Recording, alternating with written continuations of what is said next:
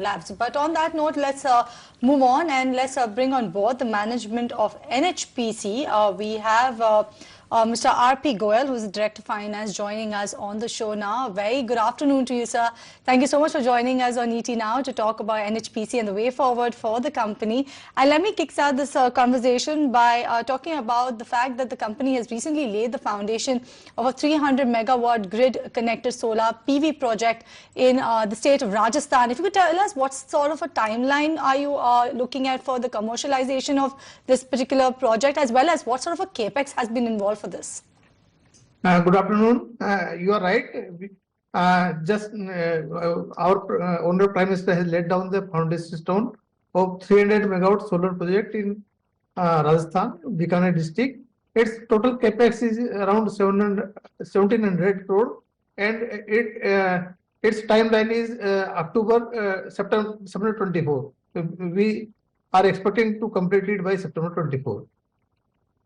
Okay, expected to complete it by September 24. That's the word there. But, overall also, if you could just talk to us in terms of, one is in terms of the vision that you have. What's the vision for solar panels over there and the solar business side? What could be the contribution that you see coming in from solar, and any special capex that you've laid aside for solar business? Yes, basically we are a hydro company, and our main focus is on hydro. But we are doing a little bit in solar sphere also. You can say 80% of total capex we will be doing in hydro sector, and around 15 to 20% we will be doing in solar and wind and hybrid sector, greenery sector. So our total capex for next 10 years is around 1 lakh crore. So you can say that we will be incurring 10,000 crore annually as capex, out of which 80% say 8,000 crore will be in hydro, and 20% say around 2,000 crore will be in the solar sphere. All right, so you have a vast capex lined up in coming years, but analysts are expecting that the company will look to double the total capacity by the end of FY24 to about 14 gigawatts. Do you think that number is realistic? Are you also expecting, or have you laid out such a outlook for going ahead and doubling your capacity by FY27? As of now, installed capacity is 7,000 megawatt plus, and we are working on 9,000 plus megawatt hydro projects and around 1,300 megawatt in solar. So by end of FY27, all these ongoing projects will, except Dibang, all the ongoing projects will be commissioned, and our capacity will be more than double by end of FY27. And in the same ratio, our regulatory equity will be there, and profit and revenue will also be in the same range. Say you can say our regulatory equity by FY27 will be around 24,000 crore, and by our profit will be 6,500 crore. Right. So, if you could just highlight in terms of an update that you could give us in terms of the Parvati as well as the Subhansari projects as well. How is that progressing? And overall, in terms of the funding of all these projects, is that tied up? What would be the gross debt go up to, or what would that look like?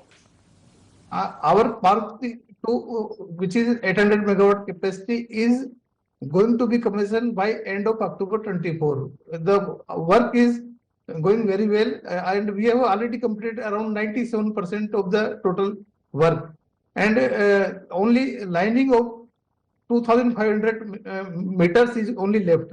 On completion of this lining work, all the 4 units of 800 megawatt will be commissioned on a single day. So there is no worry about Parvati 2. Regarding Subansiri, work is going very well. In last month we had a setback, but situation is in control, and we will be commissioning 1 or 2 units in coming April 24, and balance units will be commissioned one by one by end of May 25. So full financial benefit of this Subansiri and Parvati 2 will be available in FY25-26. So far financials is concerned, we have already tied up loans. Basically, we are raising loans on our balance sheet strength, and our balance is very under leveraged.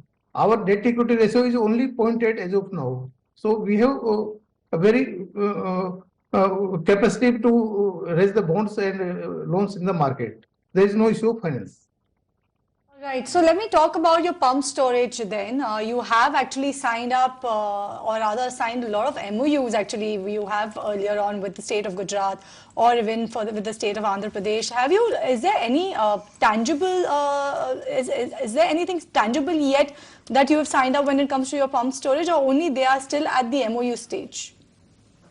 We have signed MOU for around 20,000 megawatt pump storage capacity, but work on 4-5 projects in advanced stage. So we have already submitted PFR of 3-4 projects, and we are preparing DPR of these 4-5 projects. And it is very likely that within 1.5 years, we will offtake at least 4-5 projects in pump storage area. And we are going to sign joint venture with the government of Andhra Pradesh very soon.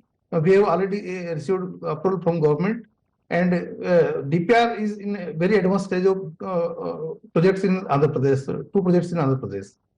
So you can say by FY 2031, at least 5,000 to 6,000 megawatt capacity in pump storage will be commissioned by NHPC.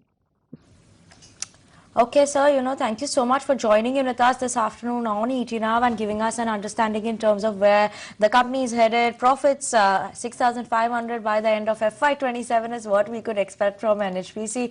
Keeping an eye out on that. Thank you so much, sir, for joining in with us this afternoon on ET Now. As of now, stock is holding on to gains of 0.8% in trade. But let's move on to